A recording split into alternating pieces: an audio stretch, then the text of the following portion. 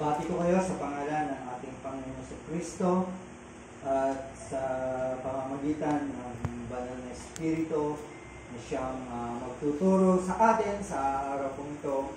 Welcome sa ating panambahan at sa mga kapatid po natin na wala po dito. I hope na masubaybayan po ninyo ang magiging mensahe po natin sa araw na ito. Alam po natin na kaya po tayo nandito ay upang purihin ang Diyos. Right? Yan po yung kadahilanan. Gusto po natin ibigay ang ating pinakamataas na pagsamba. But now, mayroong dalawang klase o types of worship. Tao ay pinupuri at winu-worship nila ang Diyos because of the great wonders of creation. Right? Sa mga bagay na nakikita po natin. Mga bagay na tinatamasa po natin. That's why people give their worship because of that. And we call it illicit worship. Ibig sabihin, yan yung mababang pagsamba sa Diyos. Because worshiping God dahil sa mga nature, sa malalim na paghanga ng tao sa Diyos. Right? Kung titignan po natin, nakikita lamang po ang kalayuan ng tao sa kanyang manlalalang. It is a great distance from the Creator. Right? Kaya sometimes, merong bagay na ang isang tao ay hindi siya makapagsamba because nakikita niya ang kanyang kalit-liitan versus sa kalakihan ng Diyos. And sometimes of their consciousness ay nagkakaroon ng distansya between God and Creator. That's the illicit worship na dapat matamo ng Diyos. But this time ay merong tinatawag na mataas na pagsamba sa ating Diyos, kung saan ito po ay tayo po ay we are drawing nearer to God. Tayo po ay lumalapit sa Diyos. We worship God because of our Lord Jesus Christ. So when we think of graces, tayo po ay nakakapagpuri sa Diyos, nakakalapit sa Diyos because of grace. Right? Kaya yun yung mataas na pagsamba na dapat po nating ibigay. Na dapat, yan po yung magiging attitude po natin kung saan ay katanggap-tanggap sa Diyos. Right? That's the burden of John in our text. John chapter 3, verse 19. Hanggang verse 20 lamang po tayo. Because we are giving a series about having confidence before God in salvation and the coming of Christ, in prayer, and also the loving of brethren. Yun po yung ating tatalakayin na dapat po natin makita. Ito yung burden po ni John. So, let's read again 1 John chapter 3, verse 19 hanggang verse 20. Right? Okay, sabi po dito, by this we shall know that we are of the truth and reassure our heart before Him. For whenever our heart condemns us, God's greater than our heart and He knows everything. Tuloy po natin hanggang sa may prayer. Verse 21, I see. No? Beloved, if our heart does not condemn us, we have confidence before God. And verse 22, again. And whatever we ask, we receive from Him because, asan ako? from Him because we keep His commandments and do what pleases Him. Tayo yung manalangin. Salamat po Diyos sa pagkabasa ng iyong salita sa umaga po ito. Yan niyo po na naman ang prinsipyo, pangako at precept na aming matutunghayan, and this the time we have to follow, Lord. Kaya salamat po Diyos sa umaga kung saan ay pupunin niyo po kami muli ng mensahe po ng iyong salita. Maraming salamat. Pamidalangin sa pangalan ng Jesus. Amen. Having confidence before God with prayer. Parang ang topics natin, it should be for Wednesday only because we talk about prayer. But hindi po ito. Gusto natin makita kung gaano kalalim ang panalangin. Maraming mga Kristiyano, hindi sila makakapanalangin because maybe lost soul or katamaran.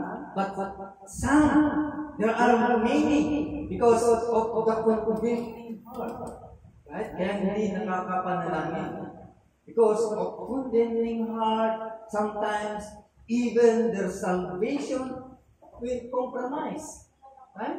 And even also our hope that the second coming of Christ, sometimes this is the reason kung bakit hindi tayo masigla at masaya sa ating inaharap bilang Kristiyano because that condemning heart, right? And also, we cannot execute our loving yung pagmamahal po natin sa ating kapwa Kristiyano because sometimes ay kinokonsensya po tayo sa ating pagkahatol sa puso po natin. That's why John wants to feed us, and ito po yung kadahilanan. That's why John seeking refute to those false teachers. Marami kasing false teachers that time who scattered around the empire. Maraming mga nagtuturo, maraming mga tao kung saan inaasar ang simbahan. Diba? Kaya ito yung kanyang kadahilanan. That's why isinulat niya ito. Ang kanyang motibo ay to challenge those believers. Why? Dahil ito po ay magbibigay ng questionable sa kanilang stand before God. That's why sinasaway niya ang mga tagapagturo. Dahil ito po ay magbibigay sa atin ng questionable sa ating katatayuan sa Diyos. Kaya kung may mga nagtuturo dyan ng mali, we have to refute them. Kailangan ibalibag natin sila. Hindi sila dapat magturo ng gano'n. That's why challenge those believers. Ito po yung kanyang gusto. Either confident way or yung common condition na dapat i-address ni John. That's why we talk about the condemning heart. Why? Because condemning heart or this become, kapag mayroong paghahatol sa puso mo, ito yung magiging epektibo na pamamaraan ng kaaway to distance that person whether you are believer or unbeliever. Di ba? Kapag mayroong kang nararamdaman at inahatulan ka ng puso mo, ito yung paraan para ikaw ay dumistansya sa Diyos. Kristiyano ka man or unbeliever ka man. Di ba? Kaya tingnan po natin from the perspective of unbelievers sa mga pananaw sa atin, sa mga unbelievers, gusto natin silang i-encourage. Gusto natin silang bigyan. Sila po ay akayin sila sa pananampalataya kay Kristo at kailangan maintindihan po nila sa mga nakikinig na wala pa kay Kristo. You must understand that a condemning heart, no, merong paghahatol sa puso mo. That's why sa kanila, ito ay sigaw. At ito yung pinakaseryoso na ikaw ay hinahatulan ng batas ng Diyos o salita ng Diyos. Right? Sometimes you are worried or anxious ka sa iyong kalalagayan because sinasabi at sinasabihan ka ng salita ng Diyos kung ano yung katatayuan mo sa harapan ng Diyos. That you are condemned. Diba? Ito yung gusto po natin na mapakinggan po sa kanila. At ito yung gusto po ni John na marinig ng mga tao o ng mga mananampalataya. That's why, if you hear the voice of God, don't pacify it. Huwag mong patahimikin ang iyong condemning heart just because ay gusto mong magkaroon ng kapayapaan, gusto mong magkaroon ng right before with God. Sometimes, people pacify their heart. No? Pinapatahimik nila ang kanilang mga puso. At gusto nila ay magkaroon ng kapayapaan at mawala yung tinatawag na sense of guilt sa kanilang mga puso. Yun yung gusto nila mangyari. But rather, ang dapat gawin ng tao o wala pa kay Kristo o hindi pa mananampalataya, tanggapin mo. You have to admit that guilt and try to find the remedy of God. Yun ang dapat gawin. Hindi yung pagtakpan mo yung guilt na nararamdaman mo, kundi hanapin mo kung ano ang dapat paraan that God did already the remedy. At iyan ay sa katawan po ng ating Panginoon. He is alone the remedy for that condemning heart. No? Sa mga kaibigan, sa mga kakilala po natin na hindi mananampalataya. That's for them. That's the message for them. No? Pero ang pinaka-kadahilanan ni John sa kanyang sulat na dapat natin i-apply bilang mga mananampalataya, that condemning heart ay contrast po iyan sa pagiging kumpiyansa natin sa Diyos. Right? Wala kang magiging kumpiyansa sa Diyos kapag ikaw ay inahatulan ka ng iyong puso. Right? Yan po yung malaking tool na ginagamit ni Satanas para ang isang Kristiyano ay magkaroon po siya ng duda sa kanyang kaligtasan at magkaroon siya ng pag-aalinlangan sa kanyang panalangin. That's why many Christians dissuades their prayer. Maraming mga Kristiyano na hindi nakakatawid sa kanilang panalangin because sometimes ay dahil sa condemning heart. And nawawala yung kanilang kumpiyansa sa Diyos. Right? Now, meron po tayong makikita dito na dalawa kung saan o apat na ating mapag-aaralan kung paano tulad po ng Diyos ay matatalakay natin po lahat po yun. Now, unahin po natin yung prayer because this is a must. No? Kailangan po natin po ito. Ang panalangin.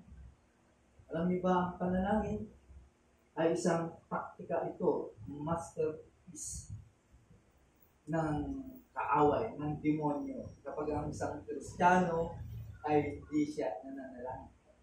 Prayerless Christian is the masterpiece of Satan.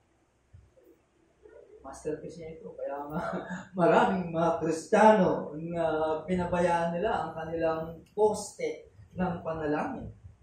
And even the church, napabayaan nila yung kanilang poste ng panalangin. That's why ang ating magiging topic today is through trusting prayer. Confidence with God to trusting prayer.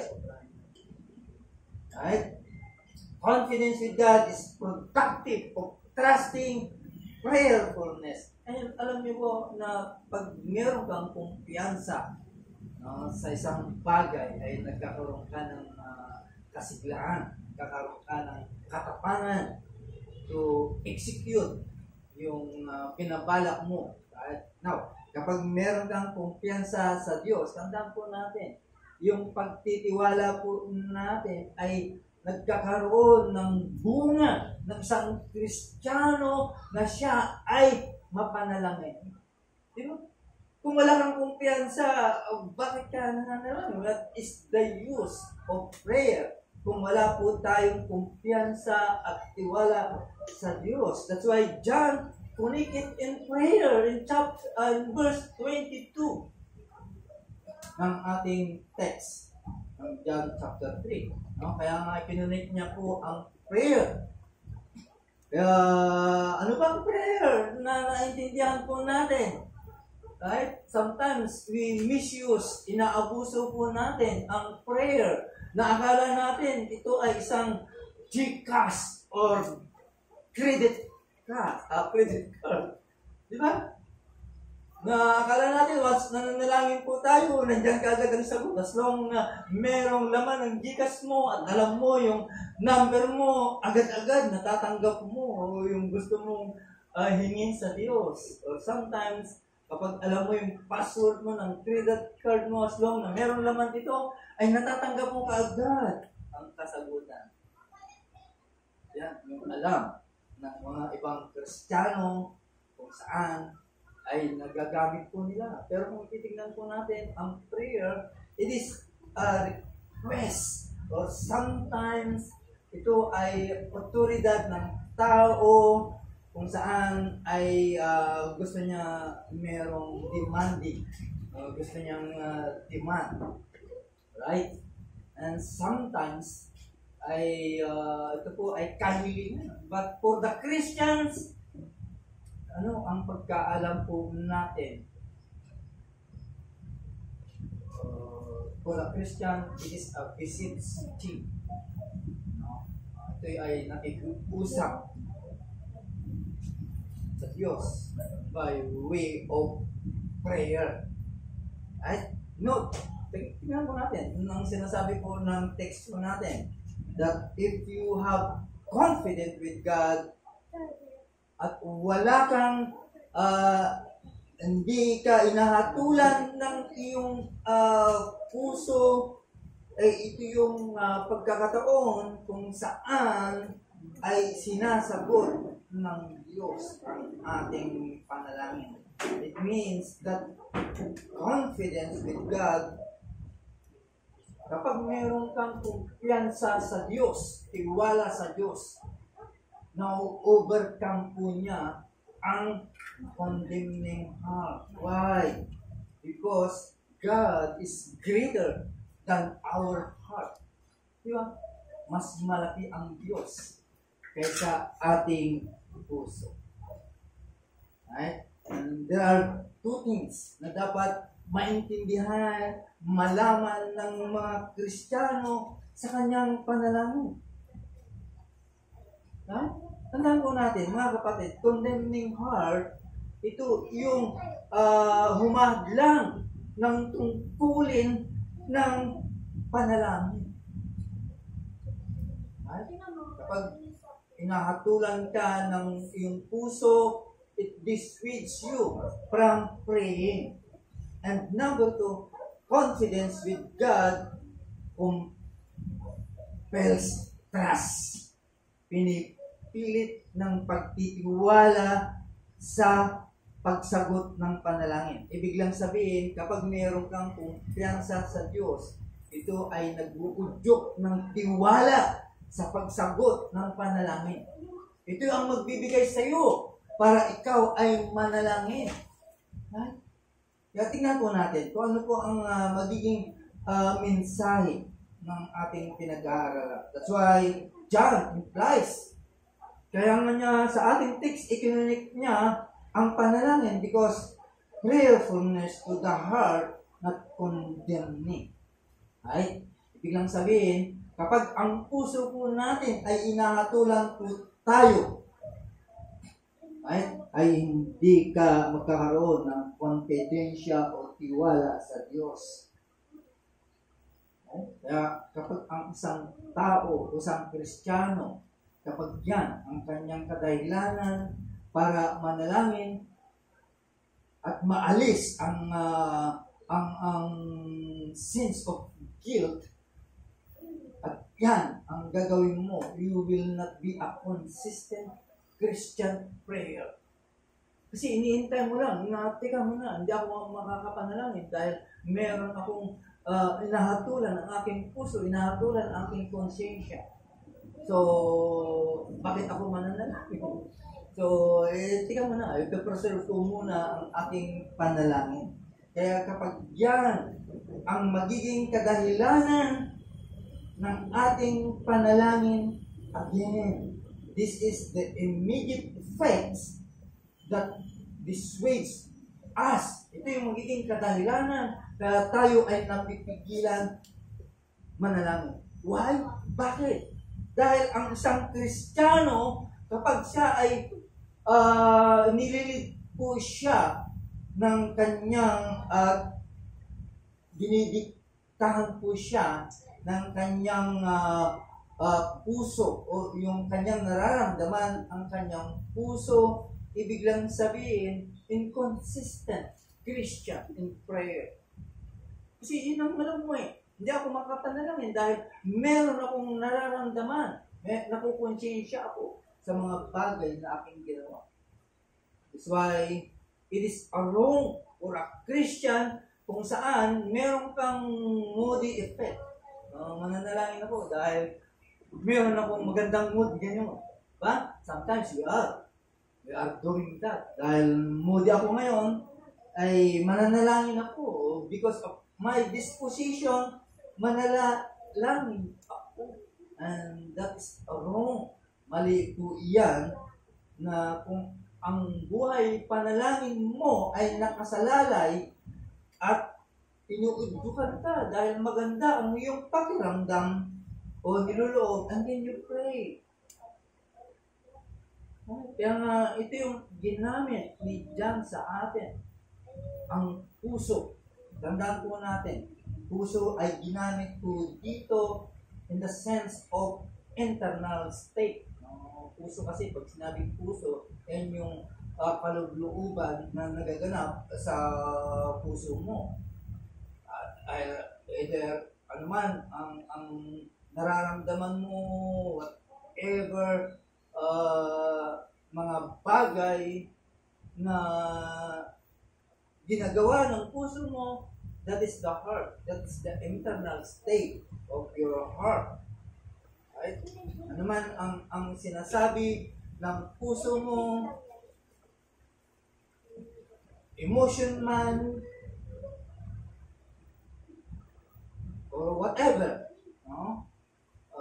There's a tending na kung saan ay papipigilan ka, tumitigil ka sa iyong panalangin. Yan, kung yan ang susundin mo, sabihin, this will you everything. And that's a biblical thing. Hindi dapat ang puso ang susundin. Saan sinasabi nila, kung gusto mong masaya, ay sundin mo ang puso mo. Di ba? Yan ang kasabihan. So, in biblical thinking, tandaan po natin, ang puso ay yan po yung internal state. That's why John says that we are not allowed that internal state to be condemning, to dictate your prayer life. Huwag yan ang gawin mo. Yan yun, dapat huwag mong payagan na mag-dictate sa'yo upang manalangin. Kung yan ay talagang palalayuin ka, it will dissuade you in praying. Di ba? Kapag yan ang ating nararamdaman, ang ating pakikinggan, ay malamang lalayo ka sa iyong panalangin. At yan ang dapat natin, hindi natin dapat gawin.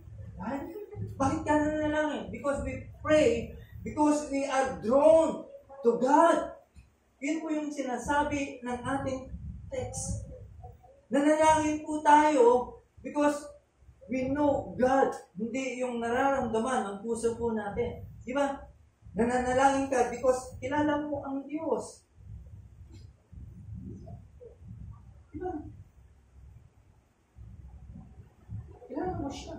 Kaya ka nanalangin. Hindi yung kung saan ay meron kang nararamdaman na ikaw ay inahatulan. We pray because we believe that God is greater in our heart. Ngayon po yung sabi ng ating text. We believe that God is greater than our heart. Di ba? Kung ikaw ay nagtitiwala, naniniwala sa Diyos, hindi ka dapat makinig kung ano ang dinidikta ng puso. Right?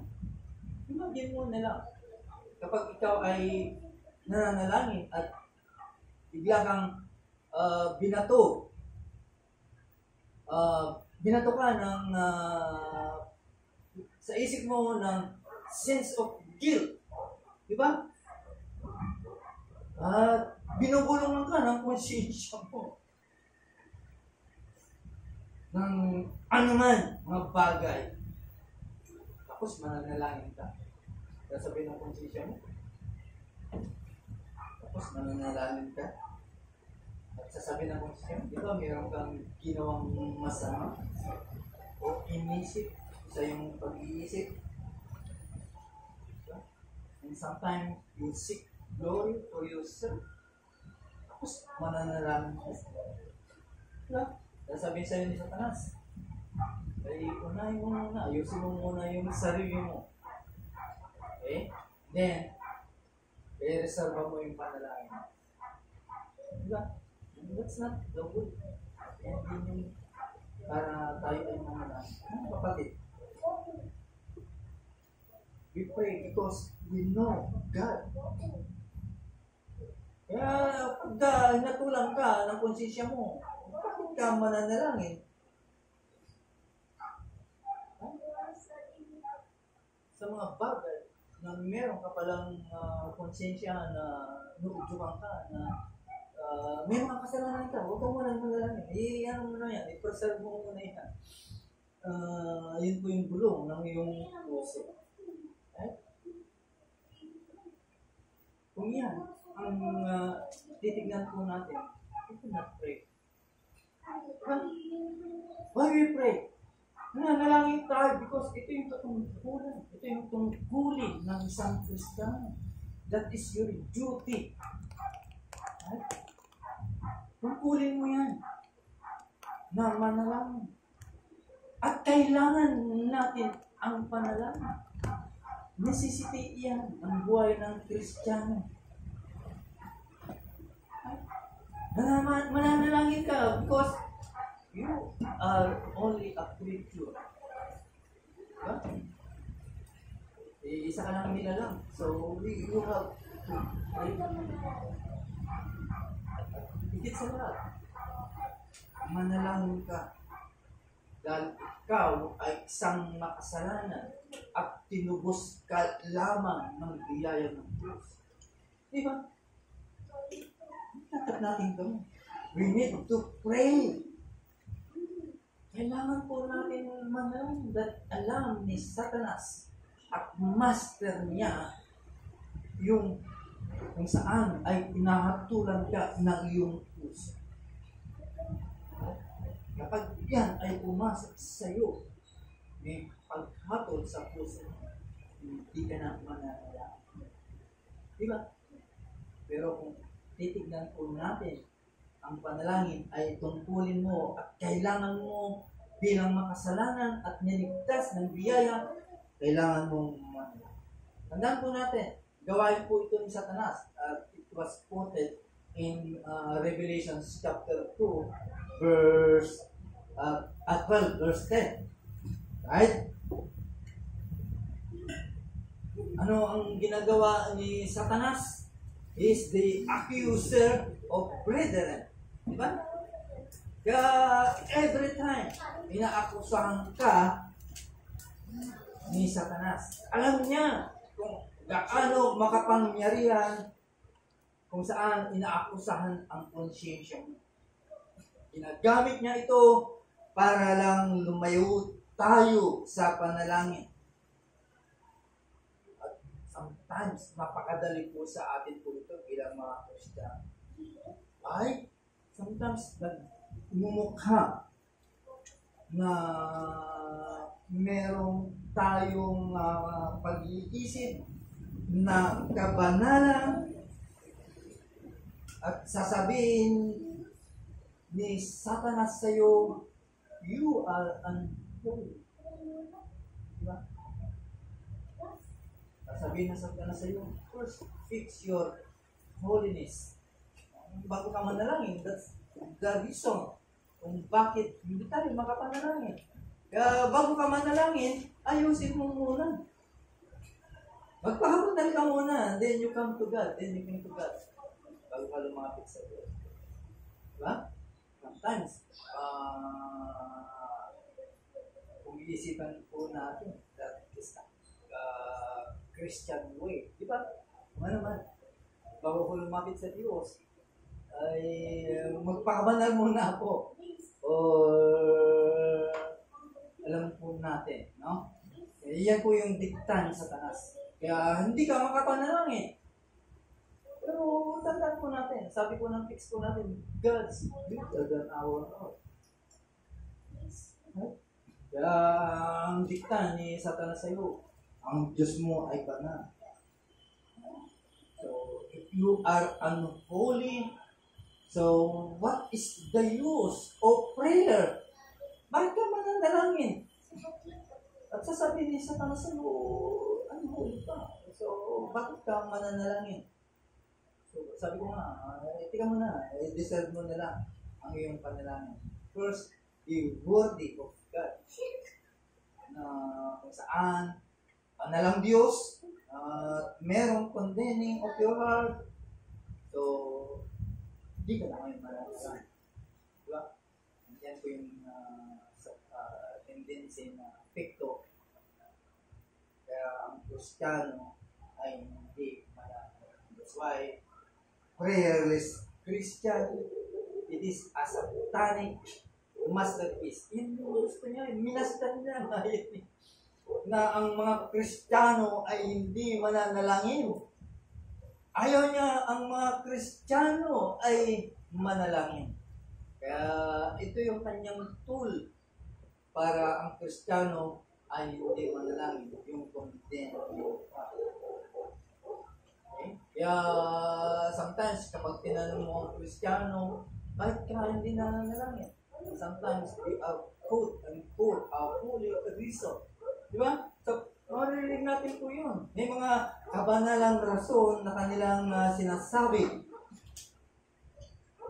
Okay? At sasabihin nila sa kanilang sarili, I don't like to pray. Di ba? Ayaw ko nang manalangin. So, bakit ako mananalangin kung ang Diyos ay banal at ako ay unholy, impure? Diba? So, therefore, ang magiging conclusion mo, why should I pray? Bakit ako mananalangin? So, what is the meaning for me to pray? They don't pray. Hindi na sila nananalangin. Diba? Hindi na sila nananalangin. Kaya, alam yung mga Kristiyano, hindi lamang sa naging tamad, kundi ito yung reason kung bakit And one time, kung napanood nyo yung pelikula na It is Possible, ito po ay true story about the family kung saan ang mga maraming mga foreigner na nagpuntahan sa isang sikat na beach resort sa Indonesia. Siguro nabalitaan nyo na po ito. It was happened in December 2014, I think, na isang sikat na beach resorts ay maraming namatay. 6 digits ang mga namatay dahil ito ay pinuntahan ng maraming mga foreigner because ito ay sikat. So nagpuntahan sila sa resort na ito dahil sa isang senaryo na during that time ay talagang nagpuntahan po sila. So yung tagabantay na watcher doon sa resort, kasi di ba may mga bantay dyan, hindi lamang po isa. So hindi nila iniisip na merong darating na tsunami. Of course, kung yan ang pag-iisip mo, so I will not watch and join them. So ginawa niya, inawanan niya ang kanyang post, yung kanyang poste to watch kung meron mang darating na tsunami. So iniwanan niya. So at the time, dumating yung tsunami. Walang nagsabi sa kanila na merong tsunami parating. Maraming mga namatay na mga foreigner. Kaya kung gusto nyo panoorin yung pelikula It is Possible, ay yun po yung true story. Ibig lang sabihin, maraming mga Kristiyano na iniiwan ang kanilang mga poste ng panalangin. Right? Maraming mga Kristiyano na iniiwan ang kanilang post of prayer. Ganon din po ang simbahan. Tandaan po natin, the kingdom of Christ need praying Christian.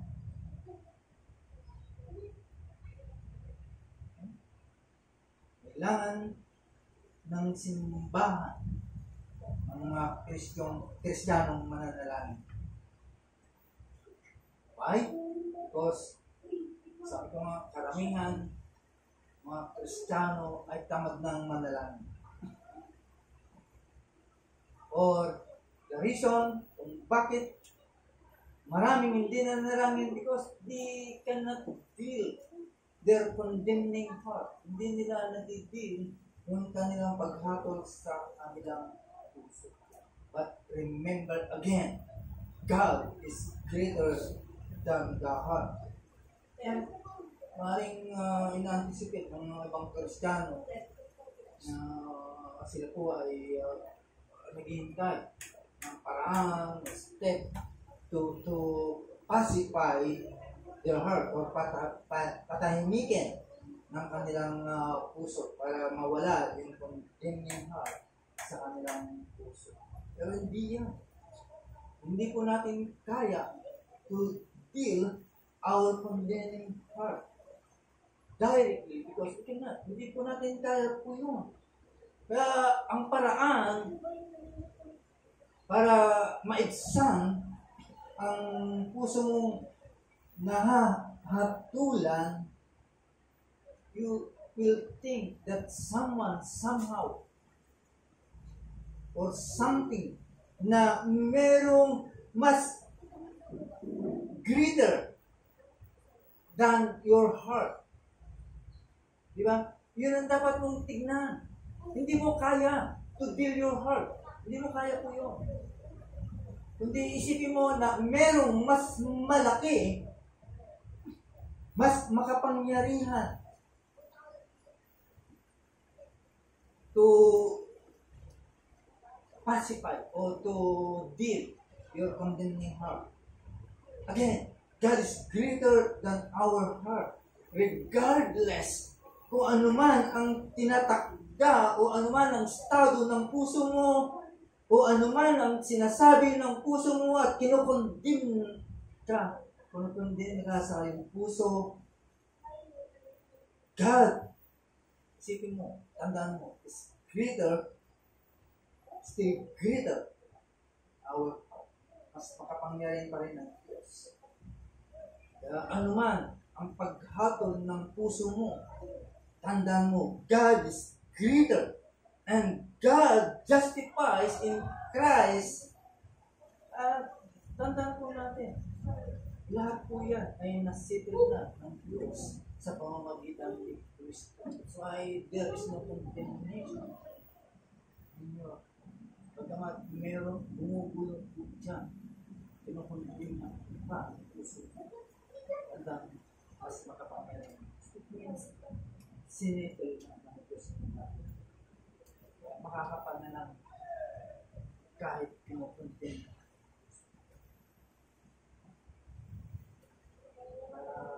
Ano man ang nararamdaman mo sa puso mo, tandaan po natin, huwag mong patahimikin ang puso mo. Kasi kung hinihintay mo, teka muna, hintayin ko muna na magkaroon ako ng kapayapaan. Then, I will pray. Tandaan po natin, strategy po ng kaaway po.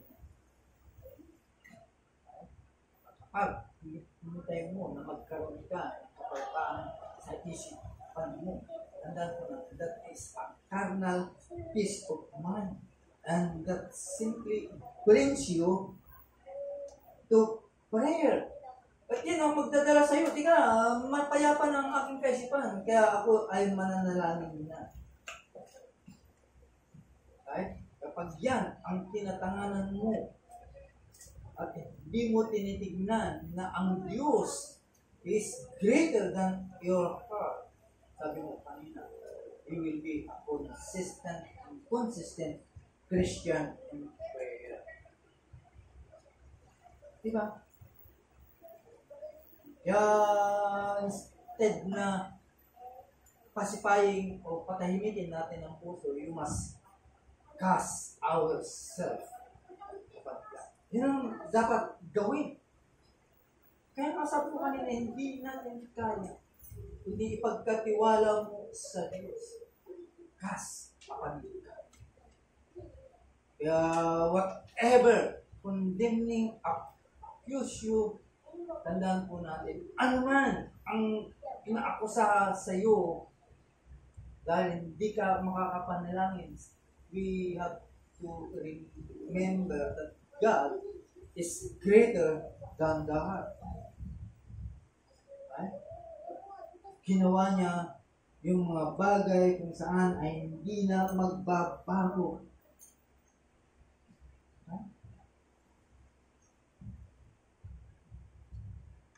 Tandaan po natin. Ito yung gusto na ipakita ni John, chapter 2, verse 1. Nasabi ko doon, my little children, these things write unto you that you sin not. Tandaan po natin, bilang mga Kristiyano, ito po yung standard. Biglang sabihin, we must keep that standard. At dapat natin intindihin that sin still evil. So do not sin. Pero alam niya, but John knows, as a pastor, alam niya ang mga taong ito. That's why he writes this letter sa mga tao kung sakali man you commit sin, then sis, that do not sin, but if you sin, we have an advocate. Meron po tayong advocate. Meron tayong namamagitan. With God, that's Jesus Christ, the righteous one. You see, gusto ni John ipakita na huwag natin ipacify ang ating mga puso. Dahil ginawa na ni Kristo ang lahat para hindi ka na magkaroon ng condemning heart.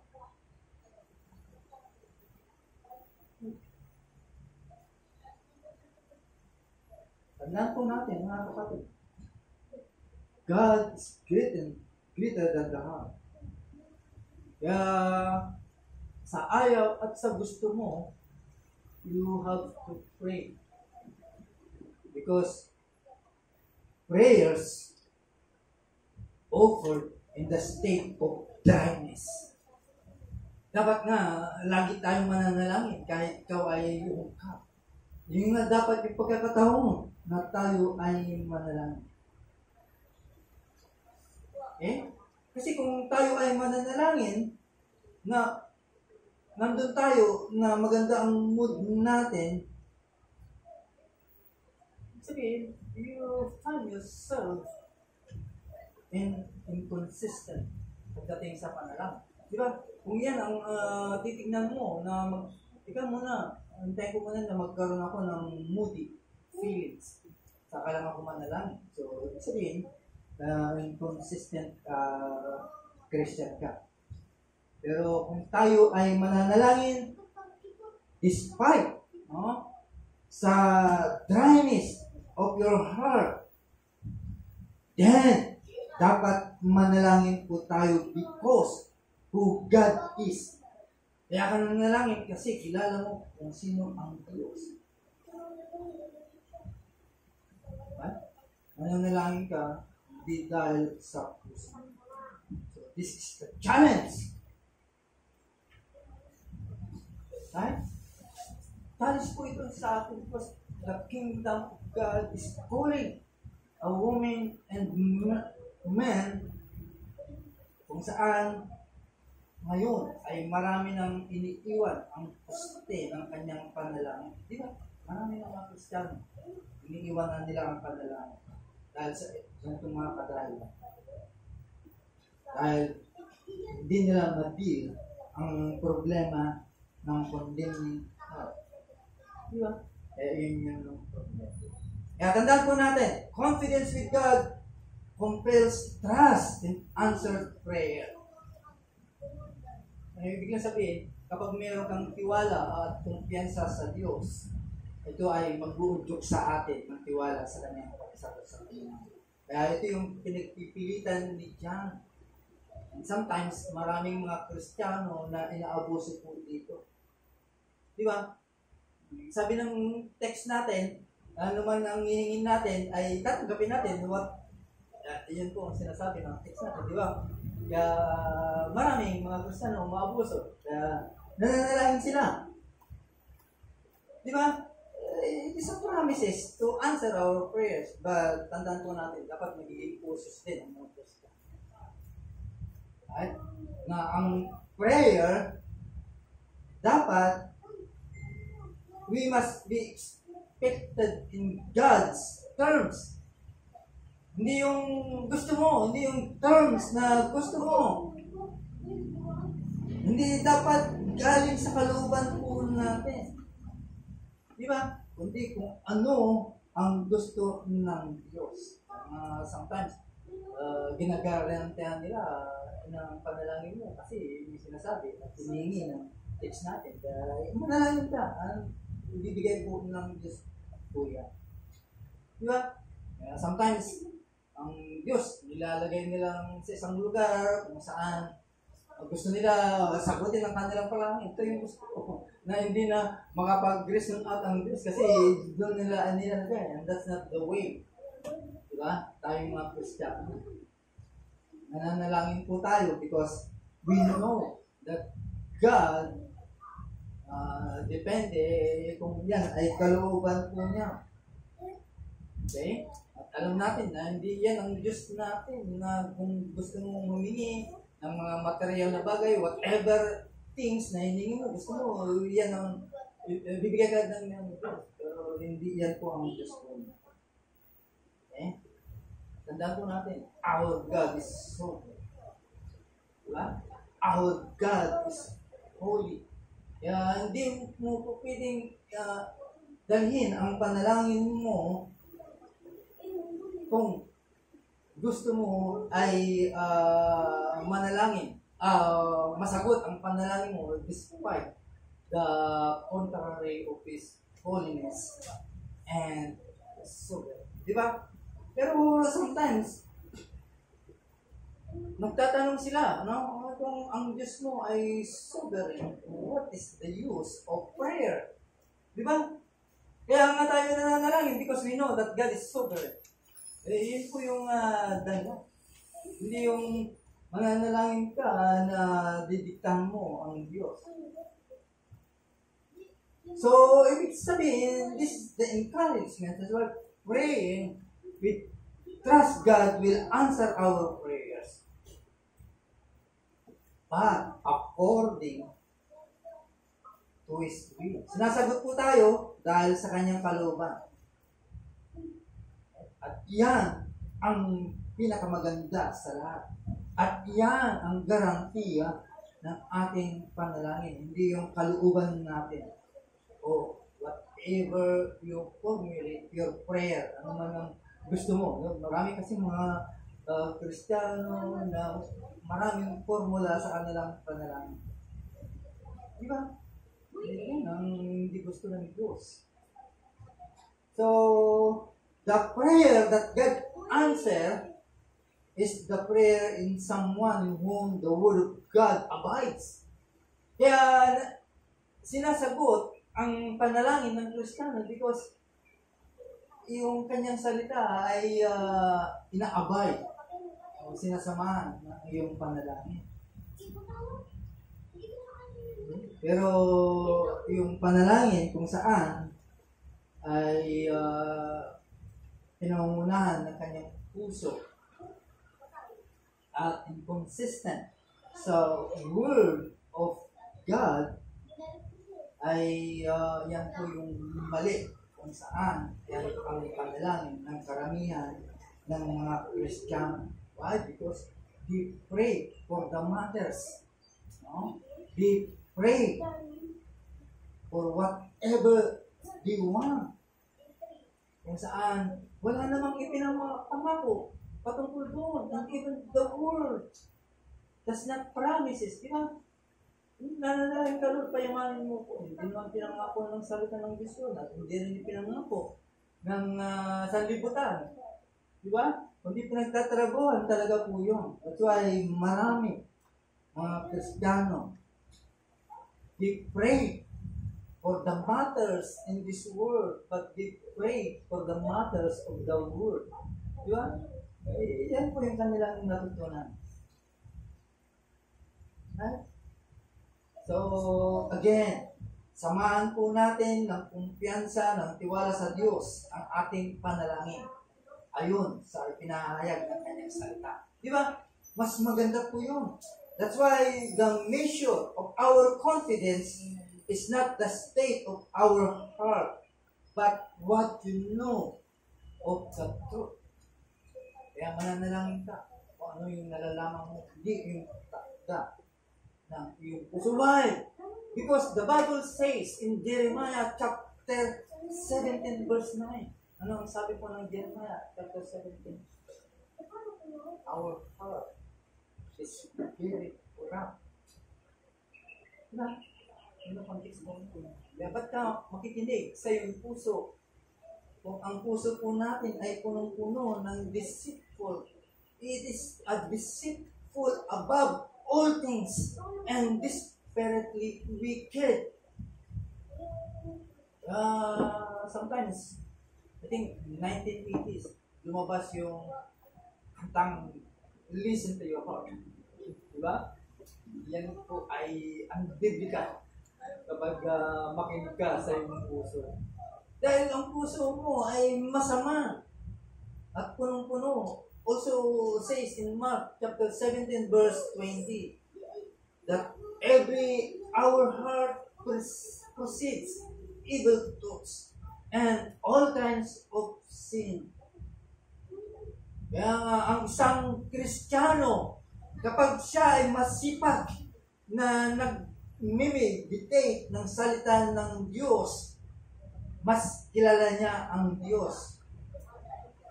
At more than those Christians kung saan nananangan siya sa lahat ng klase ng kanyang emotional state. That's why Christian, don't trust your heart. Diba? Kaya kapag ikaw ay inik ng iyong puso, ibig lang sabihin, magkakaroon ka ng wrong decision, wrong relationship. Why? Because the Bible says so. It is wrong. At magkakamali ka ng mga decision. Kaya nga maraming nagkakamali dahil nakinig sa kanyang puso. Di ba? Eh, lalo na pa ang Christian. Kaya ito yung mga dahilan. Kaya sumisimpla, hindi lang ang mga tao, o hindi lang ang mga anghel, hindi lang ang mga Christian. Because they hear their hearts. Kaya kung yan ang iisipin mo at gagawin mo na ang puso mo ang siyang magdidikta sa iyo, yan ang hindi dapat gagawin ng isang Christian. Right? Tandaan po natin, tayong mga Kristiyano, we made the choice. Nandito na po tayo. Alam na po natin kung ano po ang magiging kaganapan po sa atin. But for those na hindi pa gumawa ng decision, this message, it is a challenge na kung gusto mong magkaroon ng tama sa harapan ng Diyos. Right? Challenge you. This is challenge sa mga wala pa, na hindi pa pinili kay Kristo, ay makikilala mo ang Diyos through Christ at sa mga writings pa ng mga apostles. Tulad ng mga binasa ko. So, biglang sabihin to those who do not make the choices, come to Christ. Come to Christ. Para makilala mo, makita mo ang Diyos. Wala nang ibang paraan. Hindi lumapit ka kay Kristo. Whatever the state of your heart, naman ang ginugulong ng puso mo, ay lumapit ka kay Kristo. Kasi ito yung nagiging dami. Kaya ang tao ay nagkakaroon tuloy ng distansya sa Diyos. Dahil tuloy sa Kanya, sarili ay andun.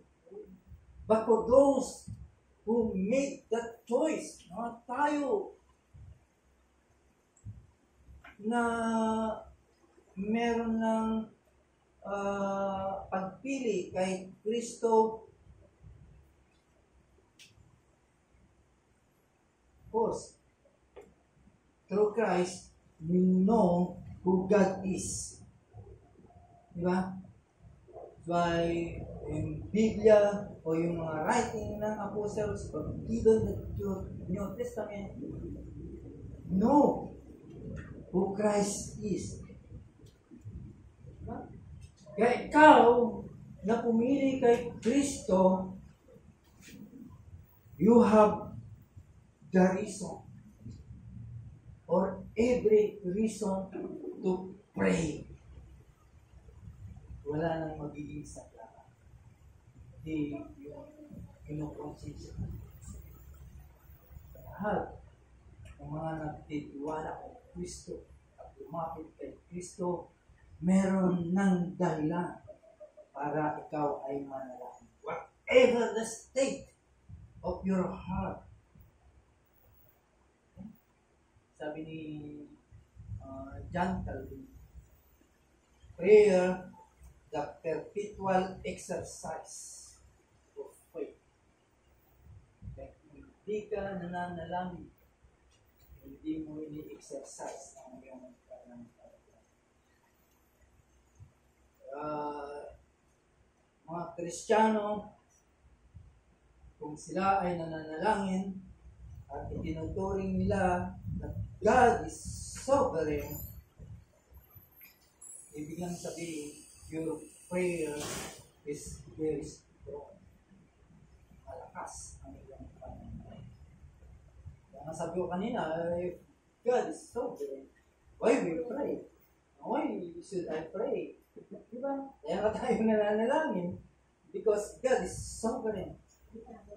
And that's the point of praying. Kaya nga tayo nananalangin. Tapos hindi pa natin ginagamit yung means of graces ng panalangin. Kaya paano ka lalago bilang isang Kristiyano? Paano tataas ng antas ng iyong pananampalataya kung hindi ka mananalangin? Mantala yung mga un-Christianized, nananalangin sila dahil alam nila na mayroong kapangyarihan ang panalangin. So, what about a Christian? You pray because you know God is. Hindi kung ano yung nararamdaman po natin because alam natin na makapangyarihan po ng Diyos. That's why we pray precisely. No? Nakakatiyak po tayo because God is sovereign. Kaya tiyak ang ating panalangin. Okay? Nakapagtataka na maraming mga Kristiyano, maraming mga kapatid, mga lalaki, mga babae, na iniiwan ang kanilang poste ng panalangin sa loob ng simbahan. Marami nang umaalis. Okay? Paano natin may advance ang kaharian ni Kristo? Kung yan ang problema natin, ang panalangin, because there are many reasons kung bakit hindi ka nanalangin. Huwag mong patahimikin ang puso mo. Don't pacify it, but to present before Him. Dahil mo sa Diyos, because God is greater than our God. Nice na parating ni John sa bawat isa po sa ever the condemnation or the state of your heart, huwag mong pakinggan. Manalangin ka because duty mo yan. Di ba? Kailangan mo yan eh. Kung wala kang panalangin, mamamatay ka. Mamatay ang pagiging Kristiyano mo. At isa pa, nilalang tayo. Kaya mayroon tayong Diyos. At higit sa lahat, manalangin ka bilang makasalanan. Ikaw ay Diyos sa biyaya. Amen. Salamat po Diyos sa oras na ito. Salamat sa mensahe namin. Salamat po kami sa biyaya. Pangalanan sa kami ng Kristo Jesus.